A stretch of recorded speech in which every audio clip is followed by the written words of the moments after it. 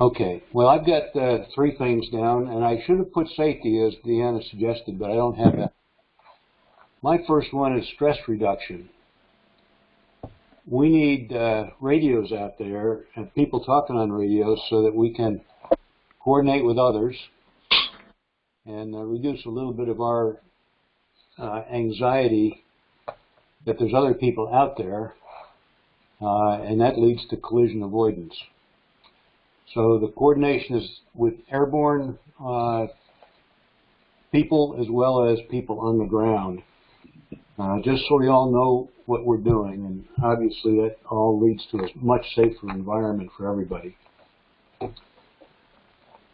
Okay, before you even get out there and put yourself in an environment where you're going to need to use the radios, you need to have a plan. So what kind of things go into starting to plan your flight? I'll suggest these things. You're going to get your charts, you're going to review your route, you're going to look at your alternates, and you're going to get your alternate information. Now in our gliding world, we've got 2 different scenarios, basically one around the field, where we're staying within the range of the field, so we glide to it and land there. The other is when we're going out and doing cross countries. Obviously, when we're around the field, we generally don't think about needing to know alternates and the alternate information. However, I would say that don't get yourself caught short with the wind blowing you to the extent that you can't get back to our field. And then you need to know if you do have any alternatives nearby. So a good plan is a good place to start. Okay, now, before you launch, how do you all prepare to go flying? And again, I'd like some participation here, and then I'll give you my thoughts. I might add, first of all, to consider what your needs will be en route. Hydration, maybe a snack, sunglasses, anything and everything that you might be able to stuff into the cockpit that you may need during your flight. Okay.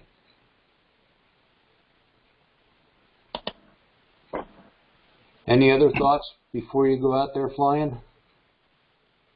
Go to the bathroom and make sure you have a relief system once you're in flight.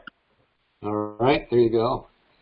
Yeah, your personal, like your personal capability. Are you fit to fly?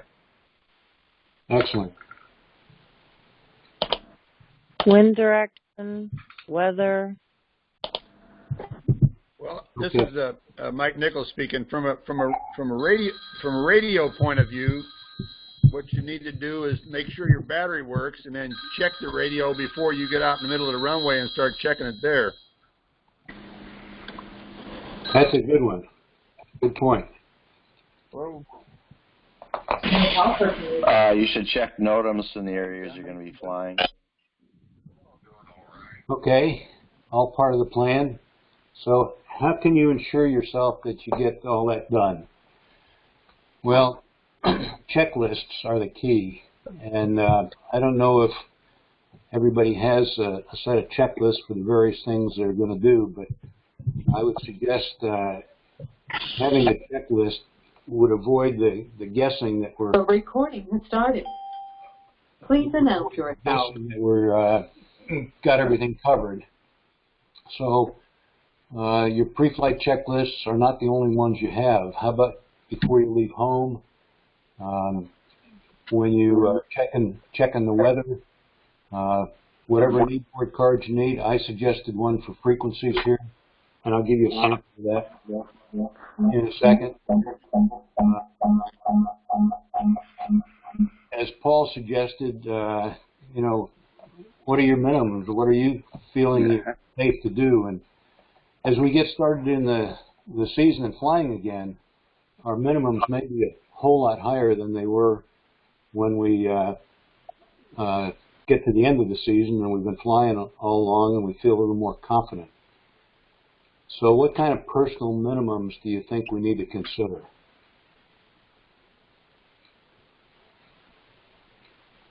Oh, wow. I think if you are considering a route that you might be taking and what is encompassed in and by that route, have you any experience in the past to have done that, even if it's in small pieces? Okay. In thinking strictly of gliders, you recall that we've had some training in the past on personal minimums, dealing with, in the main case, how low are you going to thermal? When are you going to make that decision that it's time to go back to the field? So as you start out, anybody got some suggestions on? One of the suggestions I would have is to plot your course what you're planning, if it's a triangular course or whatever, and mark the points from, say, Alexandria. Say you're going from Alexandria to Marion and then over to Kokomo and then back. You would want to plot where the halfway point is, where you're going to transition from, okay, I'm going to return to Alexandria, or I'm going to go ahead and continue to Marion. So you need to have those plotted on your map. I think Tom last week suggested having flight circles, you know, a 10 nautical mile, 20 nautical mile, and have those rings overlapping from the different airports you're going to go to. So you need, it kind of helps you make that decision before you take the flight, and then once you're in the air, you don't have to say, well, am I over halfway to my next location or not? It helps you make those decisions, helps you set up for making the decision once you're in there. Okay. Good points. I think the circles are a good idea because if you've got a chart across your leg and you're looking at it and you're looking directly halfway, where is it? And you're not necessarily going to be on a straight course between those 2 points. So the flight circle gives you the ability to gauge the distance anywhere off that course, either to the right or the left. All you have to consider then is a little adjustment for the wind. Mm-hmm. So when we did the flight circles suggestion a while back, and I can get this information out to you again, but depending on your competency level, I had 3 different sets of circles. One is where you've got about a 50%, or actually 200% safety mark. In other words, if your normal glide ratio is, say, 30 to 1, well, you figure your circles based on 15 to 1. As you get more competent and confident, then you can go up to either 75% of that or the full plan on the 30 to 1. And then all you have to do is adjust for winds. But having that information already prepared will keep you from getting in a position where you may have to land out, which increases that stress level again. But I asked a question about thermals, and the Safety Foundation has put out some guidance. Basically, they call it 3-2-1. 3,000 feet, you've got landing areas in mind. 2,000 feet, you've got one that you're pretty well zeroing in on, and you're going to stay in that location until you can get more altitude. But if you start losing altitude and not being able to do it, then at 1,000 feet is when you need to commit to get in, to go and land out or land at whatever field you have picked. So think about your minimums there as you get ready to start this season, and keep those 3-2-1 in mind. Another thing that before you go, the I'm safe acronym. Anybody remember what that stands for?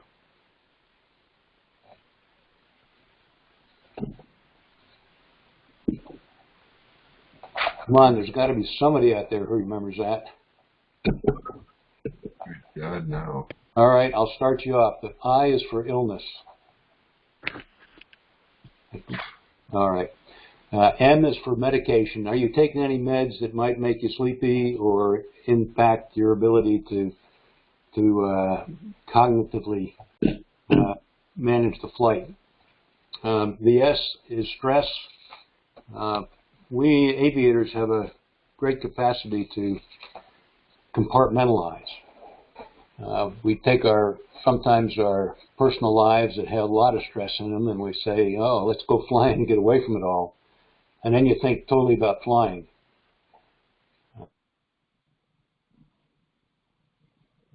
If you're not in that situation where you can compartmentalize and you think that stress might be affecting you, then it's probably time to rethink whether you want to go flying or not. And, you know, it's not just things at home, but job, even things at the field. We're dealing with delays and wind, and we're getting frustrated because some people aren't sharing the load, whatever it may be. Before you give that signal to launch, just make sure you're totally concentrating on your flying. I also use that S for sleep. How well did I sleep the night before? And sometimes, you know, the adrenaline's there, you're keyed up, getting ready to go flying, and you forget that, oh, I only slept 2 hours last night, so my endurance may not be all that great. So think about that. The A is for alcohol. Anybody remember what the guidance is on drinking? How many hours should you wait before you go flying? 8. 8 hours throttle, bottle to throttle is the key, but that's also with just 1 or 2 beers or whatever you're drinking. If you're drinking a bunch, then you probably want to make that a lot more than 8 hours. F is for fatigue. And if you've had a couple of flights already and you had to do a reload because you didn't catch the thermal the first time out, are you ready to do it again? For students, it can get stressful. You know, if you do 2-3 flights and you're concentrating the whole time on everything, it can get tiring, and perhaps it might be time to call it quits. So be aware of your fatigue. And the last one is E for eating. Have you eaten enough protein or carbohydrates or whatever you need to keep yourself going? And think about taking food and water on the flight with you. The last thing I want to bring up on this, getting yourself in the right mindset to go flying, is the phase of flight you're in. Again, this is something from the Safety Foundation. And when you're in a certain phase of flight, you're pretty much concentrating on all the aspects of that flight and not thinking about the rest of it. For instance, going to getting ready to launch and on the tow. Concentrate on the tow.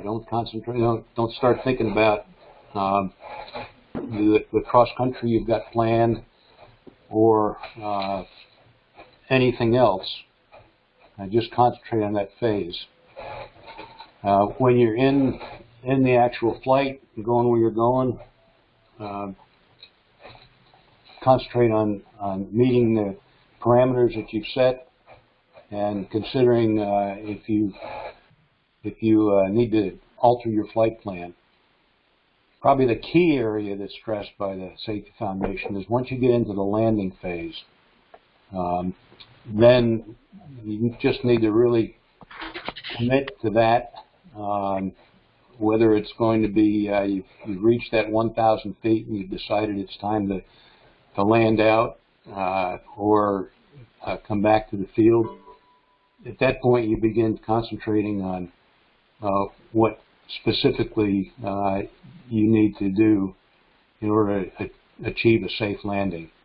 We can talk about that land outs at some other time, but my point here is don't get distracted by other things. Concentrate on that one phase. Okay, I said I would give you a sample of a knee board.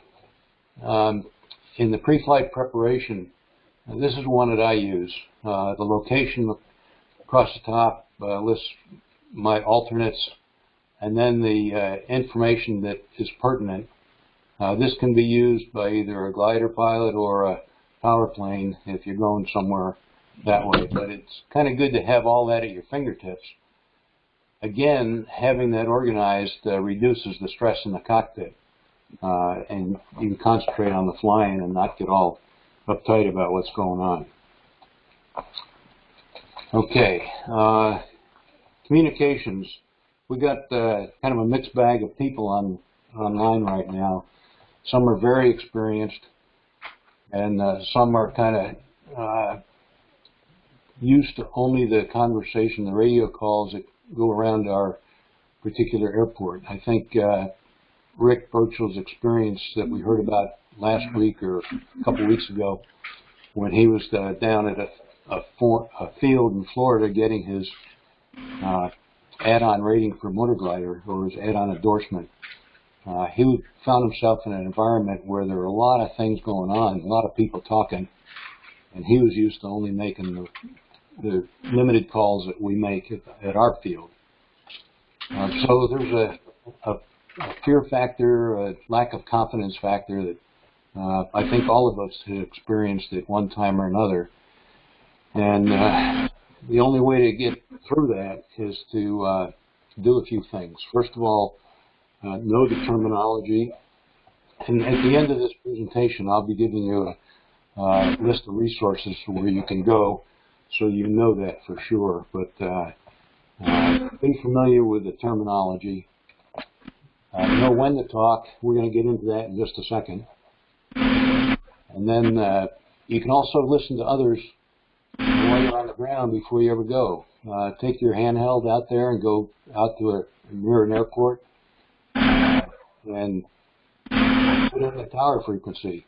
If you can't listen with your own radio, go to YouTube. There are just all kinds of recordings out there. All you have to do is search for radio and ATC.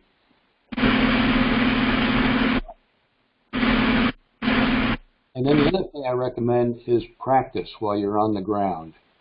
It sounds kind of silly, but I'll tell you, it works, and it really increases your confidence level. If you know, you walk the pattern, you hit each of the points, the initial point, the 45, the downwind, turn the base, turn the final. You make all those calls while you're walking around, really increase your capability of doing it when you need to. And then the other thing is, you can say it to yourself, or even talk out loud to yourself all you want. I'm very good at that. But remember, you're talking to someone else. And that's probably when the biggest fright comes for people getting on the radios, because they don't want to sound stupid, silly. So just talk to someone else, and then think while you're out there, hey, all I'm doing is talking to someone else. Everybody out there is human, so don't be afraid of that. Okay. Hey, Tom. Okay. Yeah. I wanted to say something about, I was just going through the glider pilot's handbook, the Lester Holt one that you recommended, and it has a very good section on communication. I think it starts at page 239, but it gives various examples of communication, and it really helps you clarify what things you should be saying if you're at a controlled airport, that has a control tower or whatever, or at an uncontrolled field like we're flying out of. It has a lot of good examples, and I think everybody should take a look at that. If you don't have a copy of that, I'm sure we probably have one available at the airport. If you don't, if there's not one available, I can bring mine there and show anybody that would like to look at it, and they can make copies of the different examples if they'd like to. But it's got a very good section on communication. This is the Glider Flying Handbook by Russell Holtz. Yeah, Glider Pilot's Handbook of Aeronautical Knowledge. Okay. I'll make sure that we have copies of that out there available for you all. So we've got basically two situations that we're going to be working in with our gliders, and that is a non-towered airport. And these are the normal calls that you'll make. 5 to 10 miles out, you'll announce that you're inbound. And I'll tell you what to say in just a second. But when you're at the initial or at a checkpoint, if you're going to a different field, I'll make the comment here that if you call the initial at our field, it's only people who fly out of our field that know what we're talking about there. So you need to follow that up with the other call of on the 45 inbound when you are. When you're at other airports, there may be some visual checkpoints that are identified on the chart, in which case you'll call that checkpoint by its name, and then people will know exactly where you are there. Okay, so on the pattern, enter the pattern on the 45 inbound, on the downwind, base, and final should be all calls that you're prepared to make. Now, do we need to make them all at our field? Our practice has been that we make them when we think there's going to be other aircraft in the area and there's potential conflict. I know the tow pilots usually call all the positions. They have the most ability to alter their pattern if they need to because of a glider that might be in the way. So the gliders need to really listen up to what's going on. For the students, I would like all the students to say all the calls to the instructor that's in the back seat. When they're out there solo, they could say at least a minimum calls of inbound on the 45 and entering downwind. That's critical so that the people on the ground know that a glider's coming in and they can adjust as necessary for the next launch. Those are the minimums for non-towered. Then we've got towered airports. The closest towered airports to us, Henderson, which is manned during the day and certain hours on weekends. And then, of course, Muncie is out there. And we don't really want to go to Muncie if we can help it. We've got some experience there, and there's a controller out there who's not real happy when he sees gliders. But in any event, if you're going to a towered airport, you've got to establish two-way communications with them before you get in, and then that's usually going to be outside of their zone, which is usually about 4 miles from the field. And if you're going over a field and you wind up dipping down or think you're going to get down into their airspace, give them a call and let them know you're up there as well. Okay, so what are you going to say? I've got 5 W's. We generally, who they are that you're calling, who you are, where you are, what you want, and then again repeat who they are. Oop, I left out a Y there. So it's going to sound like Marion Traffic Glider 221 Charlie Whiskey, 3 miles south, 1,500 feet, inbound for a straight-in runway 33, Marion Traffic. So you've just told everybody that's listening on the common frequency exactly who you are, what your intentions are. and you repeat marrying traffic at the end, so that someone who might not have caught the first part of your radio call will be listening and will hear the second. And on our frequency, we hear Executive Airport frequently. And sometimes when they start their call, you don't hear that. And there are a few other airports within our range that are also on that same frequency. So just to let everybody know, we always ask for that final who you are talking to or where you're going. When you're talking to ATC, it's a little bit different. And Mike and Dave, as former controllers out there, you might be able to add some information to this here. But it's basically you call Anderson Tower, glider 221 Charlie Whiskey, and then you kind of wait.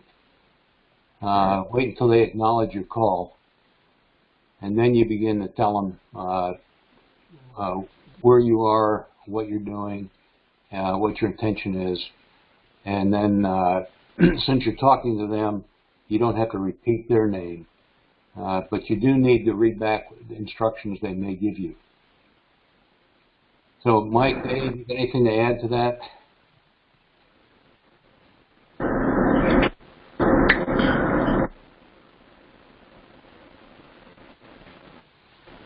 Okay. Are you still hearing me there, Dave?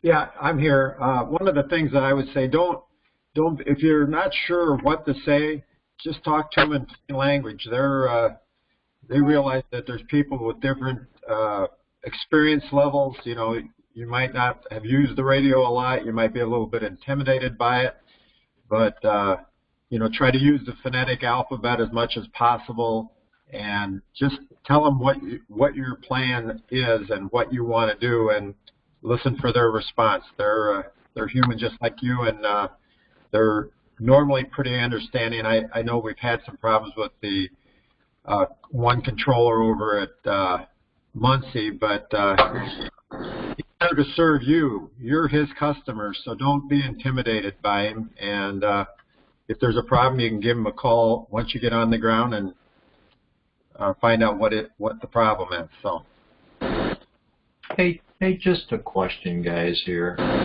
you know, this is Ruley, and why would you ever go to a towered airport in a glider? Obviously, you know, it's going to be a problem. But what's special about going to a tower?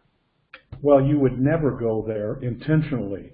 You would only go to a towered airport in a glider if that was your best option. Oh, okay.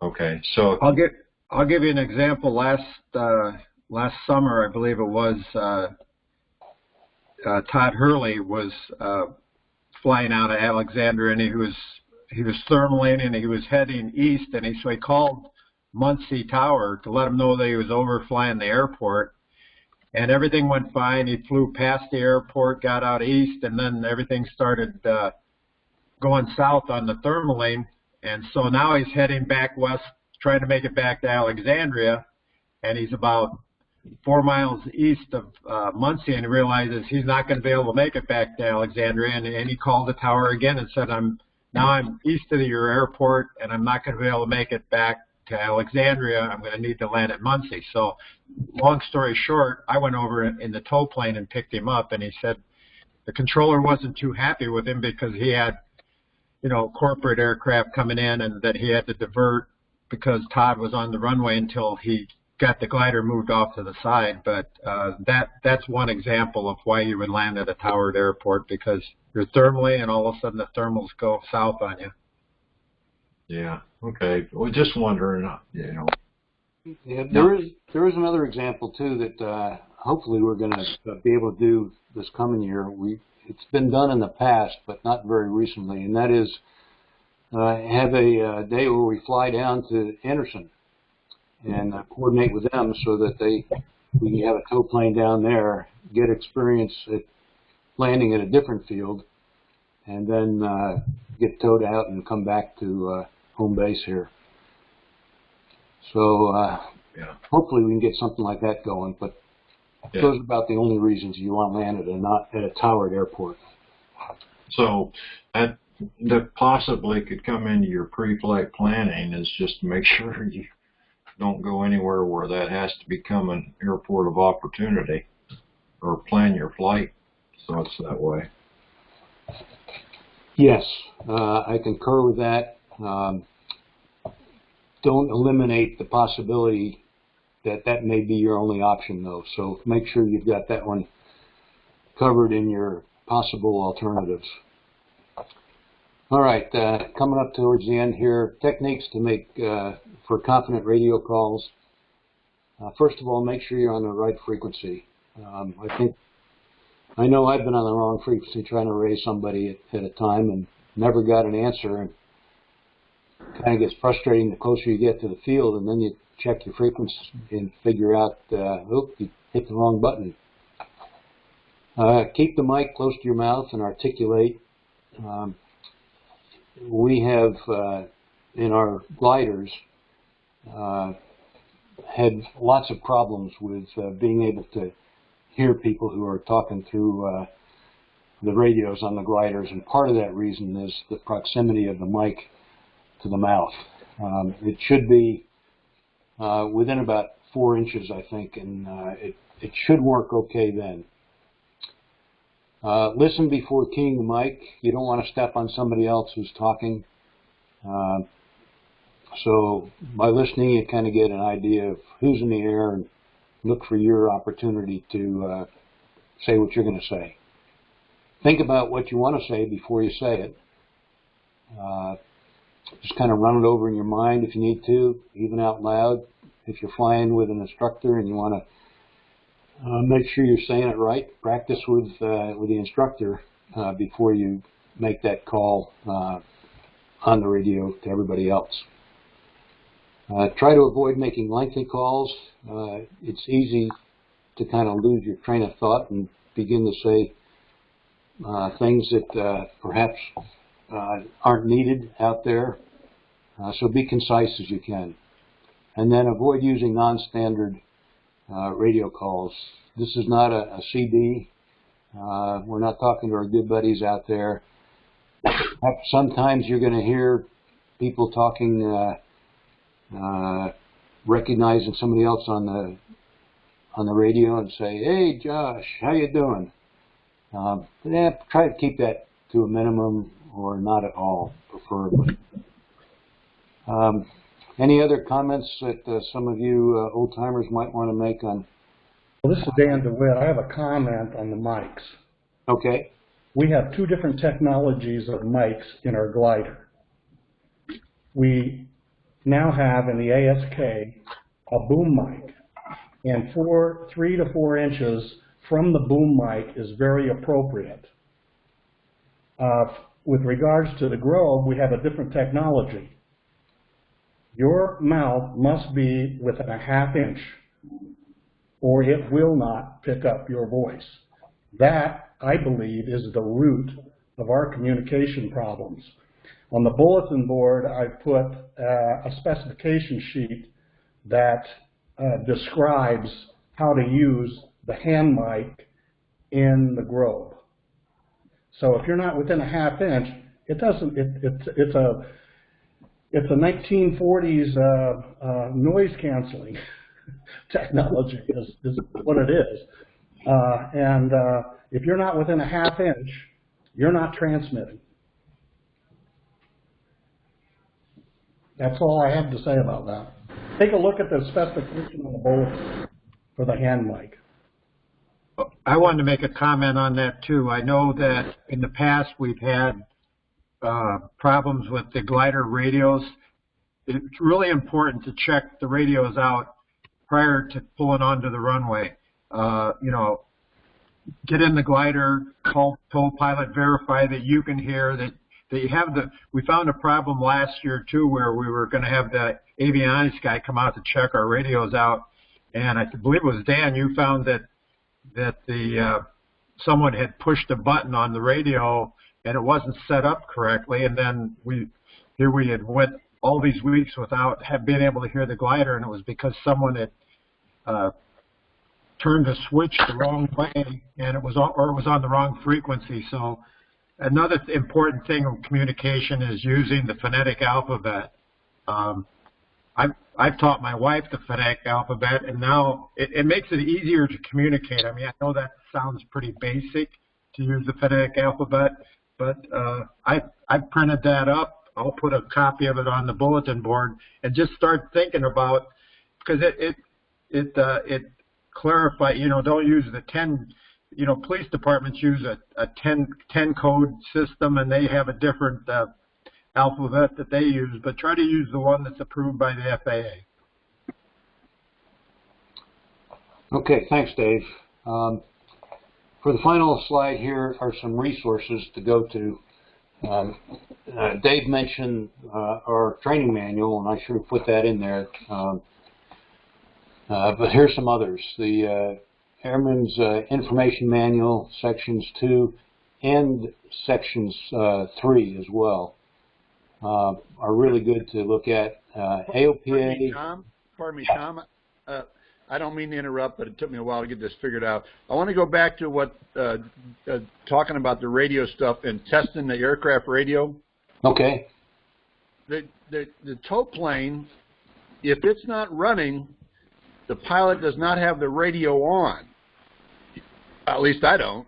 So if you're going to test your radio, make sure there's somebody that you can test it with, whether it be maybe you could test it with another glider, or maybe you could test it with a handheld. If the tow plane's running and he's got time, which if he's on the ground and it's running, he'll have time. But be aware, if the tow plane's not running, he is not going to be somebody to check your radio with, because he doesn't have the radio on. Yeah, good point. Another point is when you're ground crewing and you're putting the batteries in the gliders so they have communication, make sure that the battery's charged properly. If you're putting a dead battery in there, it's not going to do anybody any good. So. Yeah, at the where the batteries are kept, there's a tester that you can plug the battery into and then put a load on it and see if it's a good battery. So if you're not familiar with how to do that, when you go out to the field next, go look where the batteries are and take a look at that tester. Yeah, this is Dan DeWitt. I've observed where we're leaving the radio on, the glider setting out there for 2 or 3 hours, and by most of our radio communication problems happen in the afternoon after the radio has been left on all morning. So, you know, we need to turn the radio off when we're not using it. Yeah, good point. As the batteries die down, the transmission capability reduces as well. So, good point. Yeah, with a radio, you'll be able to receive at some point, at some voltage, you can receive just great, but you can't transmit because that takes the power. Right. Okay, on these resources page, I know this is going to be posted online, and all these are hot links here to go to these different places that I've indicated. AOPA has some really good training out there that's available for any of the AOPA members. I'll take the sample radio call sheet that they have and get that out there for people, as well as what we have in our training manual. The Air Safety Institute, which is a part of AOPA, has put out some publications on how to operate at non-towered airports and towered airports. They're excellent, good for review. They're not very long, 6-7 pages, and gives you some good info. EAA has a webinar out there that you can access if you're an EAA member on mastering radio communications. And finally, again, YouTube, a whole bunch of stuff on there. Some of it's good, some of it's not so good, some of it's really entertaining. So you can go there. Okay, that's it on the radio communications. We've used up about 50 minutes. I do have another section on launch emergencies. Do we want to take the time to do that now or save that for another day? Dave? I think we should go ahead and cover it, Tom, and if people have other things to do, they can drop off, but let's go ahead and cover it. Okay. All right, this again is going to be hopefully some participation in here. So launch emergencies, or what we commonly refer to as PT3. Does anybody have any idea what PT3 means? Nope. Terminated tow. There we go. Premature termination of the takeoff or tow. Okay. When we're talking about something like this, keep in mind that it can happen anywhere from hookup till you pull the yellow knob and release yourself. So we're going to talk here in a little bit about our pre-launch brief. But before I get into what I hope you all are doing, I want to ask you, what do you brief?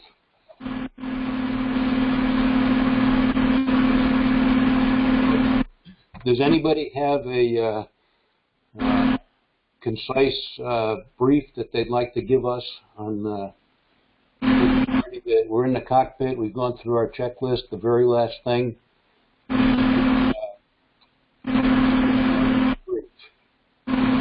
Know where the tow release is in the cockpit? Pardon me? Know where the tow release is in the cockpit. Okay. But let's say you're either with a passenger, you're taking somebody for a flight, or you're solo. What are you going to say to yourself or to that passenger as you get ready to put the canopy down and go fly?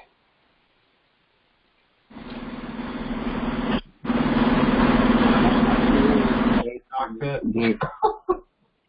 There we go. Somebody's got a static generator on this thing somewhere. Yeah. A lot of background noise. Okay.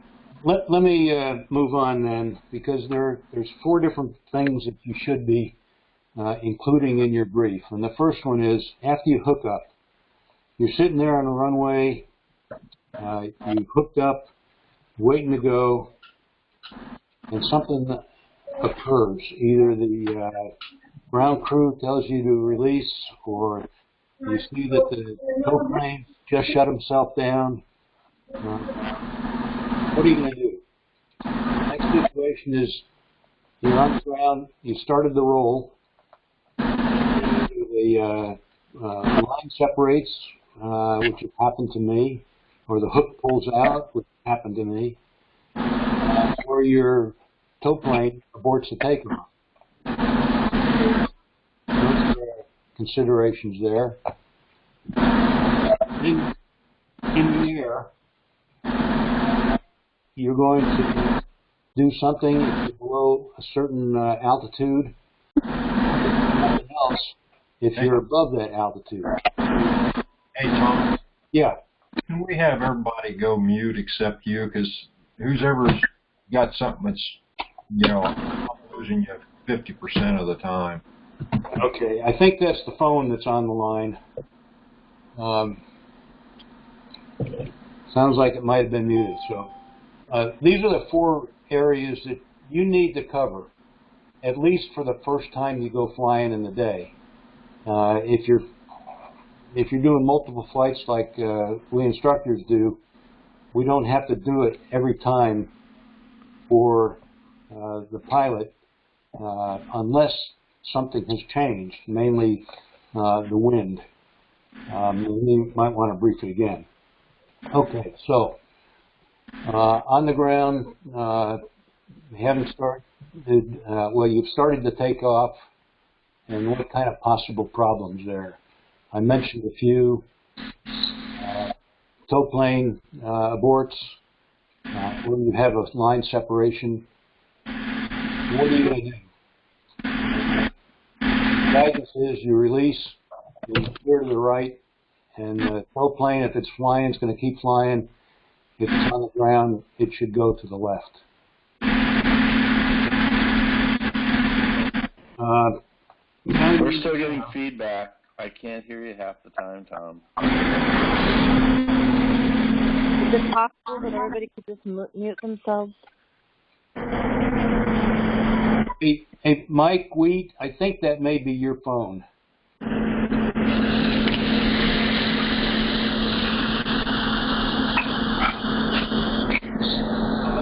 Does anybody have both their computer audio and a phone going at the same time? Because that will cause a lot of feedback.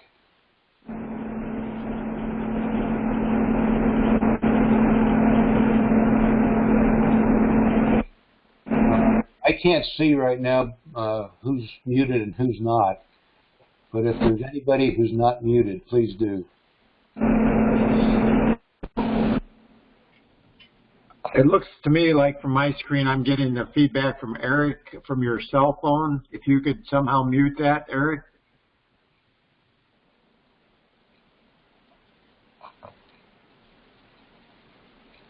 Okay. Okay, so choosing the altitude that you're going to make as your decision altitude, what considerations go into that? Wind direction and speed. If you're going to normally the emergency release altitude is above 200 feet and return to the airport. But if you have a stronger, like if you're taking off to the west and you have a strong northwest wind, you would want to turn into the wind. But you might want to change that to 300 feet instead of 200 feet. So you need to look at weather conditions. If there's people going up and down the road, you know, the situation changes depending on what's happening in the area. Okay, very good. I'd add one more thing to that too, and that is density altitude. On our really hot days, the tow plane is going to be climbing slower. We may wind up being further from the field at 200 feet than we would be on a colder day. So that's take density altitude into consideration as well. And if you do release below that decision altitude, then you've already decided on the ground that you're going to go land out. Now let me make a comment here about landing out. Our fields around our airport usually either have corn growing in them or soybeans. Take a note of where the fields are that are the soybean fields. They're much preferred to land in than the corn. Of course, at the beginning of the season, everything's low. Hasn't grown much yet, so not such a big deal. But as the season wears on, the growing season, you begin to see a difference in color between what the soybean fields look like and what the corn fields look like. So kind of note that when you're in the air. It'll give you a clue as to maybe a better field to land out at. And we've usually got some pretty good soybean fields close to our airport, so that if you do release low, you got some good choices to make there. Okay, I'll make another comment too before we leave this one, and that is, it may not always be a rope break that would cause you to release early. You may react to a canopy coming open, which we had last year, and the tendency is, uh-oh, I got an emergency, I'm going to release and go back to the field. My caution here would be that if the glider is flying and you're in control, just keep flying. Get altitude and then deal with your emergency. But don't immediately react if you're still flying the aircraft. I'll get to more about that in a second. Okay, so what are you going to do if you're above your decision altitude? First of all, we've already decided what altitude that will be. But now you have one additional consideration, and that is your location. Remember, a rope break can happen anywhere, or for whatever reason the tow plane may decide to release you or wave you off. So location becomes a consideration, and you should probably, before we go flying this year, think about it. If I'm within range of the field, I'm down low, 400 feet, what am I going to do? If I'm up at 900 feet and the rope breaks or I get released, what am I going to do? Remember that the key point that you want to arrive at safely is on short final, you want to have a stabilized approach. So wherever the rope might break or wherever you get released, think in terms of how do I get back to that place on final where I'm going to be able to do a stabilized approach. It may be you can't enter the pattern, and you just have to go to whatever point in the pattern will then allow you to make that stabilized approach. Say, Tom? Yes. If you actually have a rope break, isn't the glider pilot supposed to do a release to make sure that he doesn't have a rope attached that will follow his controls? Yes, that's a very good point. And the standard practice should be pulling that knob twice and making sure it's a good yank that you hold for a second just to let that rope come out of the release mechanism. So, thanks, Rick. Okay, so you're going to return to base. Okay, let's again talk about these reactions. The first one is stay calm. You're flying, airplane's flying. You're going to be able to keep flying and make a good decision, but you also want to make sure that you lower that nose. And my guidance is pick up 60 knots. Now, some people say just get the nose below the horizon because a glider glides whenever the nose is below the horizon.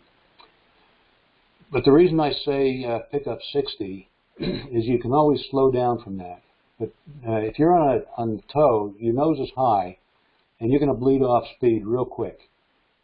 If you drop the nose, pick up 60, at that point, you're in a much better position to analyze what you have to do next and slow the aircraft down to what the appropriate speed is. Generally, we're looking at some kind of wind we're dealing with. In the ASK, our normal no-wind landing speed is about 49 knots.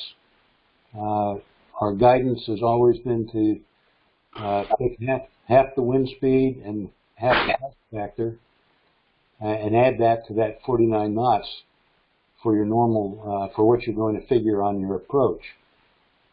So that's going to be up in probably in a range of 55 to 60. So getting the 60 knots kind of puts you where you need to be, and then you can adjust from there.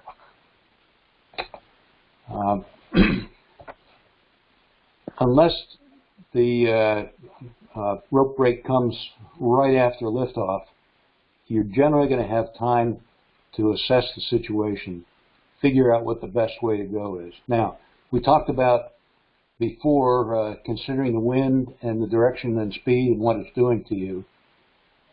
So you've already got a plan. But now the question is, do I need to do that plan that I had when I was on the ground, or has the situation changed because of my location? And sometimes it may not be the best. The standard guidance is to turn into the wind. That may not always be the best decision. So take time to assess the situation and then act.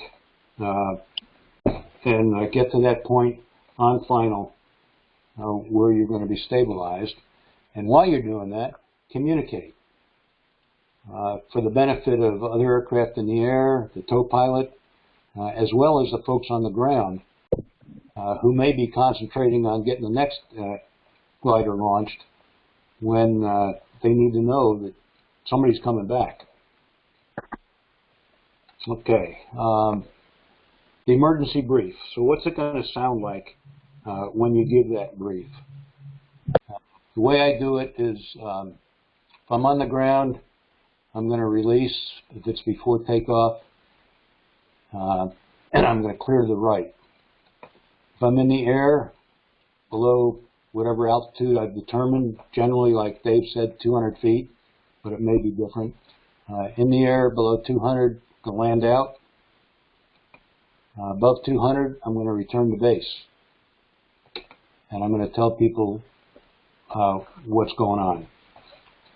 So a very short, concise, quick brief like that. And each time, if the wind has changed, you need to go through that, choosing the appropriate altitude as your decision point.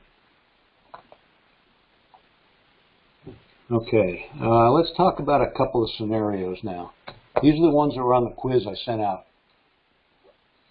So you're taking off from runway 27 and departing to the west. The winds are 330 at 12. And you have a rope break right at 200 feet. What are you going to do? So who would like to discuss that?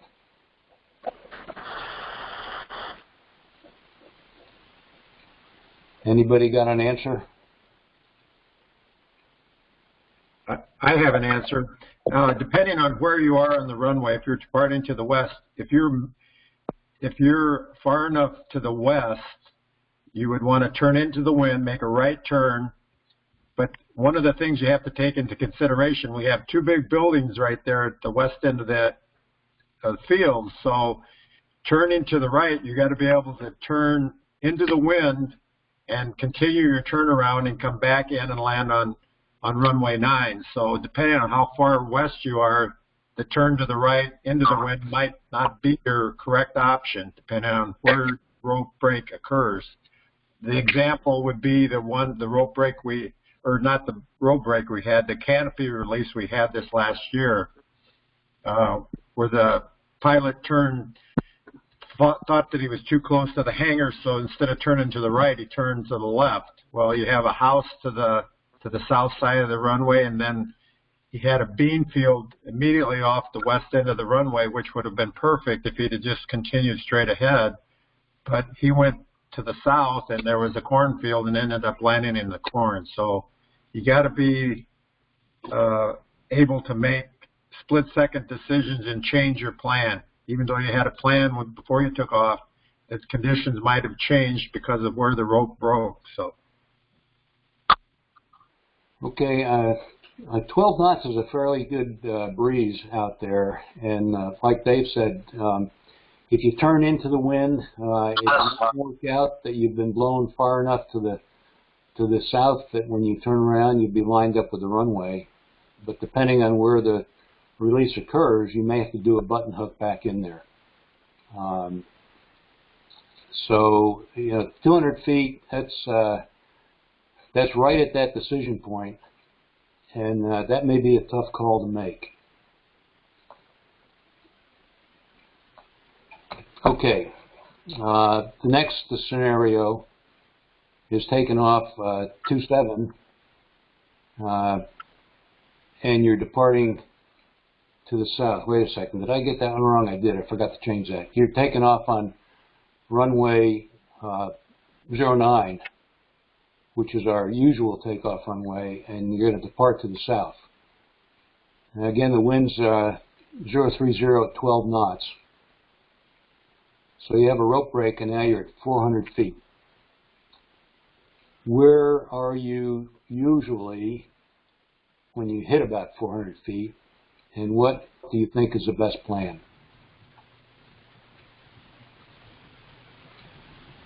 Well, normally, I'll talk again. I don't want to pig the conversation here, but normally at 400 feet, if you're depart to the east, 400 feet, you're going to probably be in a position where you would I would probably make a left turn and enter a left base for runway 27 at 400 feet. You might be south of the field somewhere, maybe a mile south, east of the field, and you could just make I would probably still make a left turn, but you could make a right turn and enter a left base for 27 and go back to the airport. Okay, so you've got two choices there. The consideration would be if you make a right turn, think about the location. 400 feet, you're normally basically on a base leg, but you're departing. So you may be able to make that right turn, go back to the airport, but you're definitely going to have to do a button hook if you come in that way. And you may also wind up right at the threshold and not being able to do a normal final for landing. The good thing is we can stop fairly quickly, get down, and but the other option in this case is, like they say, a left turn. Even though you're going into the wind, you don't have to worry about that button hook, and you will have enough anyway on final that you can get a stabilized approach. I'll make one other comment here, and I think 12 knots as a reason for both of these questions. Published limitations that we should keep in mind. We don't want to go flying if the winds are greater than 20 knots. Anytime you return to the field, you're generally going to have a tailwind, and tailwind add to the different things you have to consider for a landing. If you got pretty strong winds, you're going to have a very fast ground speed, and it's going to be a little more difficult to judge which is the best way to turn. So the limit that we use, and I got this from the Air Force. These are the limits that they use. I think they're pretty good limits. So 20 knots maximum, 23 miles per hour, sustained or gust. So the crosswind component no greater than 12 knots, or 14 miles an hour, or the aircraft maximum demonstrated crosswind. Some aircraft don't have the maximum demonstrated listed in your operating handbook. For those that do, you set it's higher than 12 knots, which maybe some of the high wing gliders would have. Then certainly you can go with that. With the ASK and the Grove being low wing, the problem is you run out of the ability to do a split. The wings may be if you got greater than 12 knots. And you do have some options of trying to land kind of diagonally.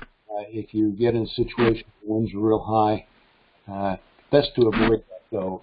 So that's why we put the limit on. And we also have tailwinds greater than 8 knots or 9 miles per hour, not permitted. The problem there, as I'm sure you realize, is initial roll, you don't have a whole lot of control, and it's very easy for the glider to get turned too much while you're on the runway. That just complicates your process of getting back lined up and staying behind the tow plane. So that's it on PT3.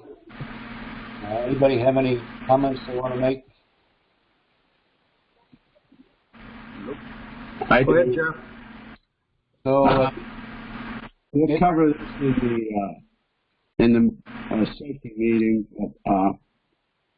Each crew has a file folder that's kept in the file cabinet next to the desk in the office.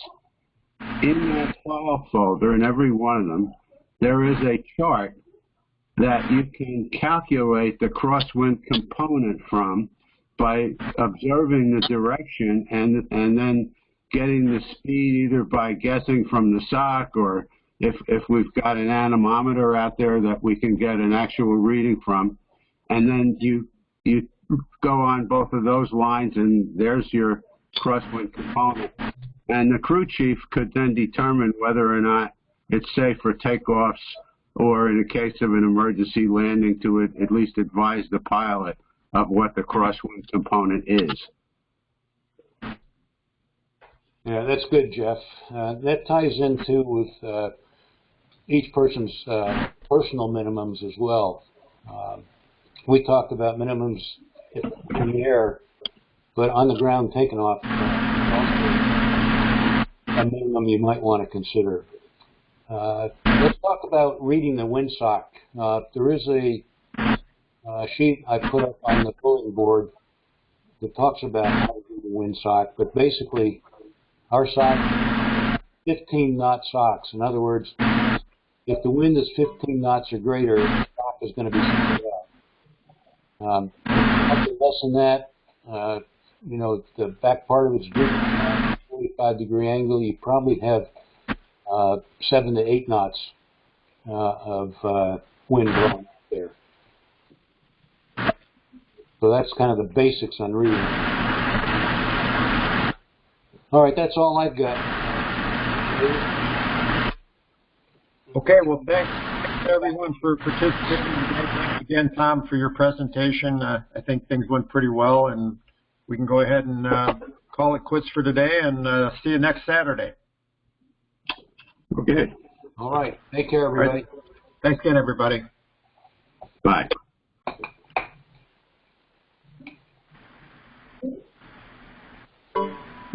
Hey, Dave, can you stay on for a minute? Sure. Okay. Sure. I can stay on. As well. Okay. I'm still here, Tom. Okay. Yeah, just give me some feedback on that, the two presentations.